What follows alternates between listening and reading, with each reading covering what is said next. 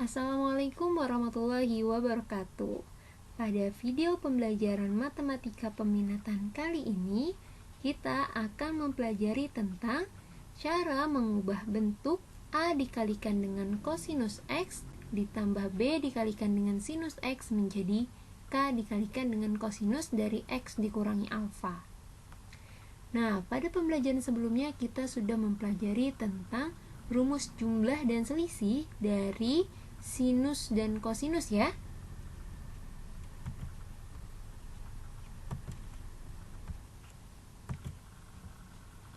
Nah, rumus tersebut itu menjadi dasar ide awal untuk cara mengubah bentuk ini menjadi K dikalikan dengan kosinus X dikurangi alfa.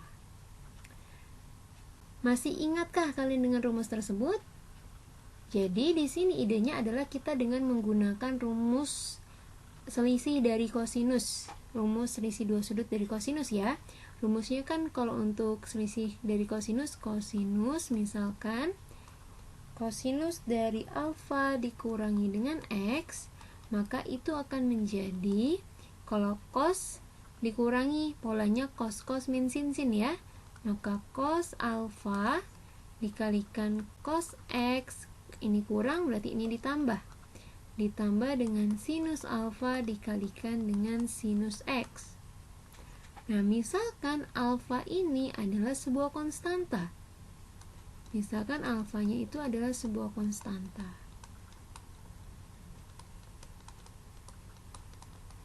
Akibatnya, kosinus alfa dengan sin alfa pasti memiliki nilai ya. Nah, misalkan nilai dari kosinus alfa itu adalah A dan nilai dari sinus alfa itu adalah B, maka bentuk ini menjadi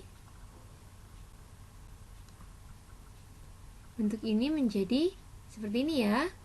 Cos alfa dikurangi X sama dengan cos alfa dikalikan dengan cos X ditambah sin alfa kali dengan sin X sama dengan A kali cos X ditambah B dikalikan dengan sin X, ya kan? Ini menjadi seperti ini. Nah, bentuk ini mau kita ubah. Ubahnya ke dalam apa? Ke dalam bentuk K dikalikan kosinus X dikurangi alfa. Nah, bagaimana caranya? Caranya kita misal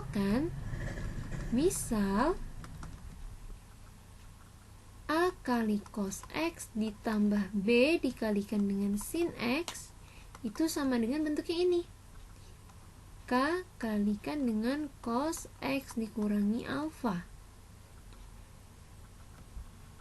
Nah, kosinus X dikurangi alfa kan kita tahu ya untuk rumusnya. Berarti A dikalikan dengan cos X ditambah dengan B dikalikan dengan sin X sama dengan K dikalikan dengan cos X cos alfa ditambah dengan sin X sin alfa. Nah, berarti A dikalikan cos X ditambah B dikalikan sin X itu sama dengan K dikalikan dengan, klik sini ya, K kali cos alfa cos X, ya kan? Ditambah, kembali lagi ya, sini ditambah dengan K dikalikan dengan sin alfa di sin ya. Sin alfa kali dengan sin X. Nah, dari bentuk ini kita mendapati kesamaan identitas. Kesamaannya seperti apa? Jadi, kita perhatikan lagi, ternyata A di sini sama dengan K dikalikan dengan cos alfa. Ya kan?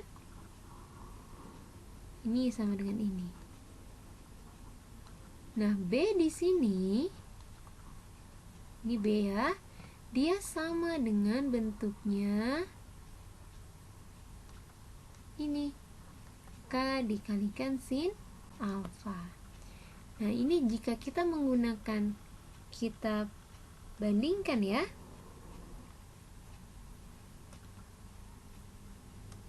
Dari hasil ini misalkan K dikalikan dengan sin alfa dibagi dengan K dikalikan dengan cos alfa, itu berarti B dibagi dengan A. Nah, ini sama-sama K bisa kita coret, maka hasilnya adalah sin alfa per cos alfa. Sin alfa per cos alfa adalah sama dengan tangen. Nah, dari sini kita mendapat kesimpulan bahwa tangen alfa itu sama dengan B per A untuk bentuk ini ya.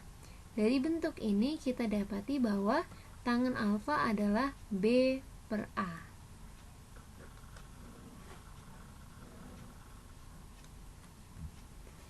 Nah, selanjutnya kita kan kalau di sini kita butuh mencari K dengan butuh mencari alfa. Dari sini kita sudah bisa mendapatkan alfanya ya. Kalau tangen alfa sama dengan B per A, maka alfa adalah inverse dari tangen ini ya, maka kita dapatkan alfanya. Nah, di sini kalau kita perhatikan lagi, karena tangen alfa itu B per A, maka besar alfanya ini bergantung kepada tanda dari B dan A ya. Nah, sesuai dengan definisinya, tangen itu kan ordinat per apsis. Tangen alfa itu kan sama dengan ordinat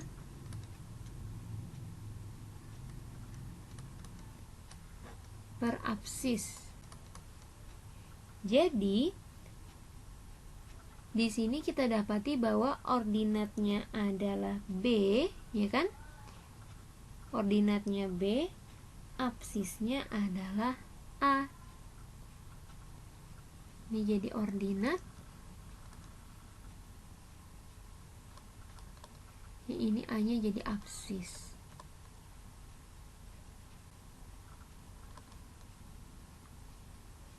Nah, maka A, B ini adalah sebuah titik, ya kan? Sebuah titik dengan A-nya apsis, B-nya ordinat.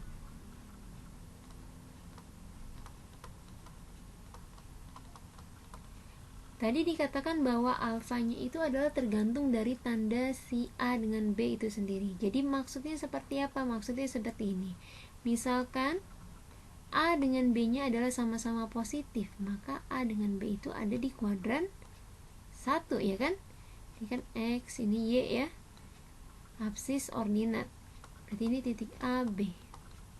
Kalau A dengan B-nya itu masing-masing lebih besar daripada 0, maka alfa itu ada di kuadran 1.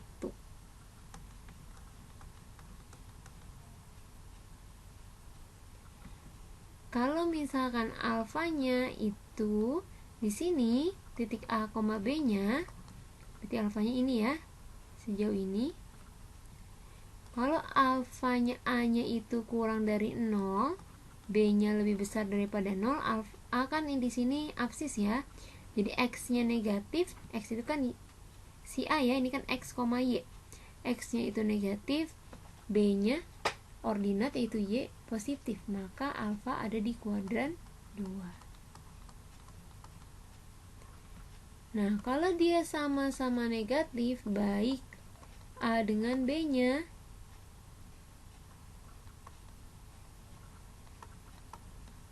maka alfa ada di kuadran 3. Yang terakhir, kalau misalkan di sini ya, kalau alfa kuadran 3, sudutnya yang ini ya, sebentar. Gua hapus dulu di sini.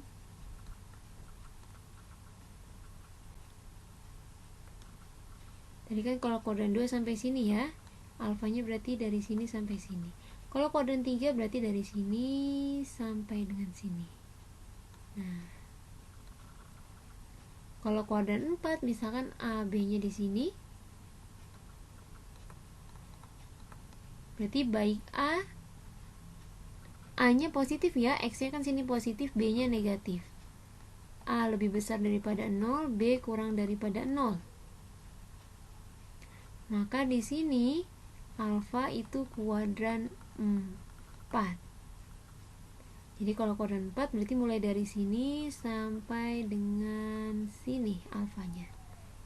Nah, jadi intinya adalah besar sudut alfa ini tergantung dengan tanda dari si A dengan B.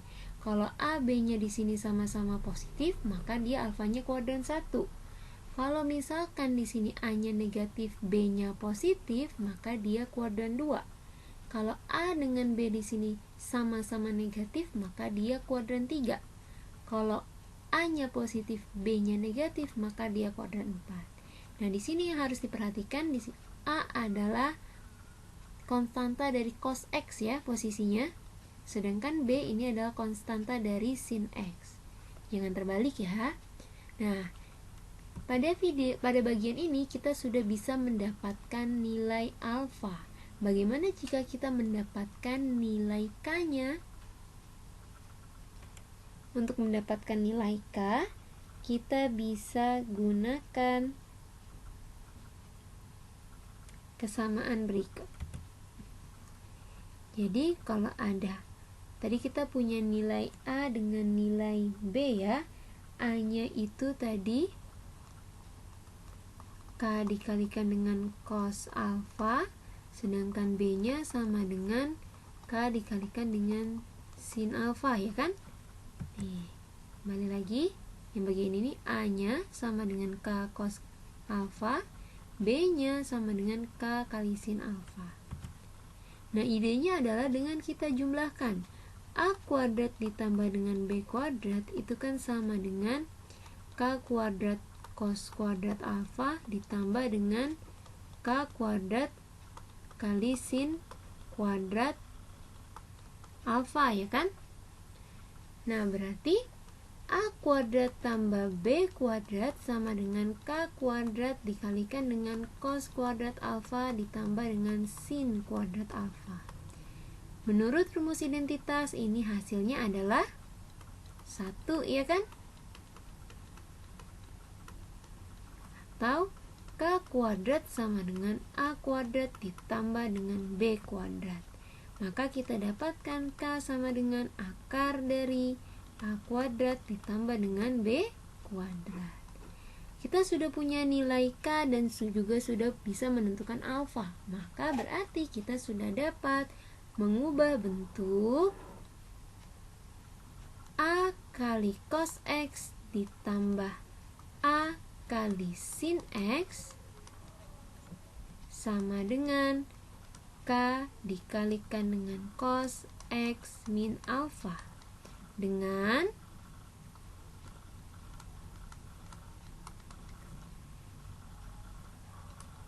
tangen alfa adalah A per B per A ya.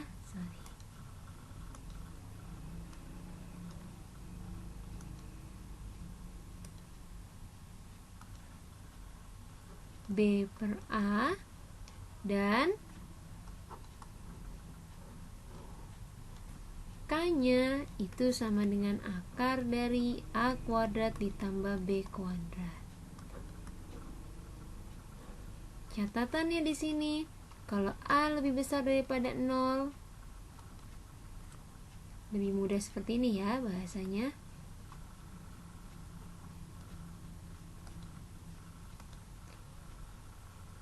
A positif, B positif. Berarti alfa kuadran 1. Kalau A negatif, B positif, maka alfa tadi kuadran 2. Kalau A negatif, B negatif, maka alfa itu kuadran 3. Kalau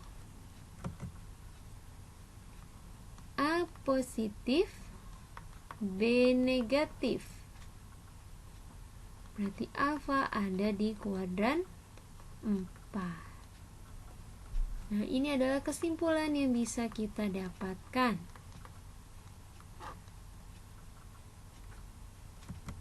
Jadi kesimpulannya ini ya. Maka kita sudah dapat mengubah A dikali cos X ditambah, ini B ya, B dikalikan dengan sin X sama dengan K kali cos X min alfa. Baik, kita masuk ke contoh soalnya. Misalkan di sini nyatakanlah negatif akar 3 cos X ditambah dengan sin X ke dalam bentuk K dikalikan dengan cos X min alfa. Dari bentuk ini kita dapatkan bahwa A-nya ini ya, A kan itu kan ya sama cos, ini berarti A. A sama dengan negatif akar 3. Dari sini B-nya berapa? B-nya sama dengan 1. Maka kita dapatkan tangen alfa itu sama dengan B per A, sama dengan 1 per negatif akar 3. Atau kita rasionalkan menjadi 1/3 akar 3. Nah, kita lihat di sini A-nya negatif, B-nya positif. Kalau A negatif, B positif, dia ada di kuadran berapa? Ada di kuadran 2 ya. Alfa kuadran 2. Maka nilainya berapa untuk tangen alfa sama dengan negatif 1/3 akar 3, maka alfanya akan sama dengan,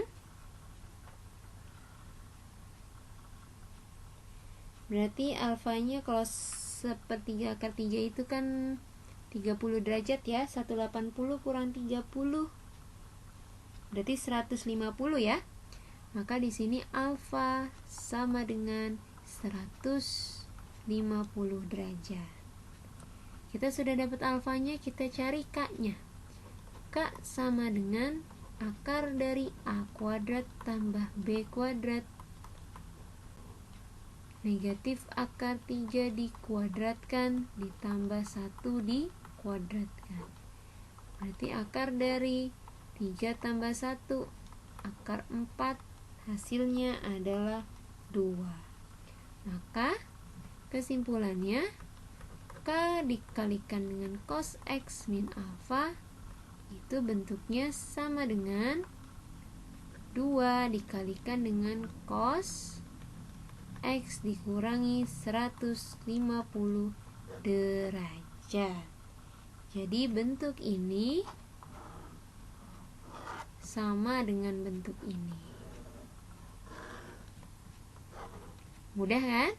Nah, sekarang kita masuk ke contoh soal berikutnya. Nyatakan 4 dikalikan dengan cos X dikurangi dengan 4 cos dari X dikurangi 1/3 pi ke dalam bentuk K kali cos X min alfa. Nah, bentuk ini kita perhatikan bentuknya masih cos dikurangi cos. Sedangkan rumusnya itu kan tadi kita punyanya A cos X ditambah B sin X ya kan? Di sin ya, sin X. Nah, bagaimana caranya kita memunculkan si bentuk B kali sin X ini? Kalau kita perhatikan ini adalah kosinus dengan pengurangan atau selisih dari dua buah sudut ya. Itu sudut X dengan 1/3 pi. Berarti kita bisa buat bentuk ini menjadi seperti ini. 4 cos X dikurangi 4 kosinus X dikurangi 1/3 pi itu sama dengan 4 cos X dikurangi 4, rumus selisih cos, cos min sin berarti cos X sin 1/3 pi, ini min berarti ini plus sin X kali sin 1/3 pi. Berarti 4 kosinus X dikurangi 4 sinus 1/3 pi berapa nih? 180 bagi 3 berarti 60 ya. Sin 60.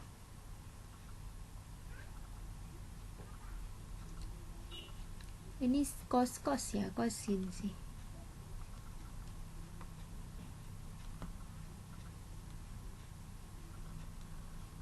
Cos. Nah, ini cos 60 setengah ya, berarti setengah cos X. Nah, di sini ditambah dengan sin X kali sin sepertiga pi. Sin sepertiga pi berarti sin 60, setengah akar 3 ya kan? Setengah akar 3 sin X. Kita kalikan dengan angka 4-nya, berarti menjadi 4 cos X minus 2 cos X, ya kan? Ini kan minus akar 2 akar 3 ya, karena dikali 4, 2 akar 3 sin X. 4 cos X kurang 2 cos X berarti menjadi 2 cos X minus 2 akar 3 sin X. Nah, dari bentuk sederhananya ini kita dapatkan nilai bahwa ini adalah nilai A, ini adalah nilai B. Jadi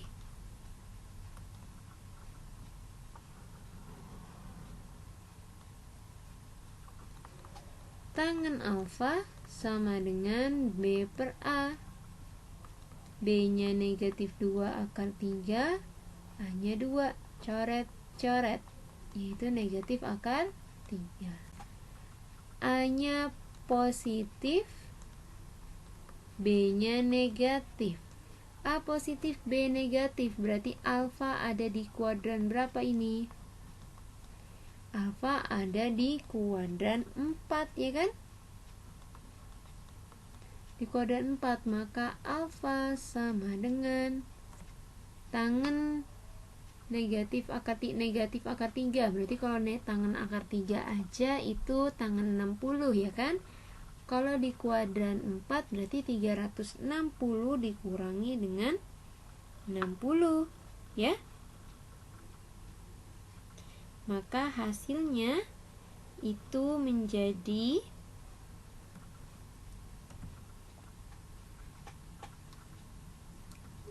300 ya, tadi 360 dikurangi dengan 60.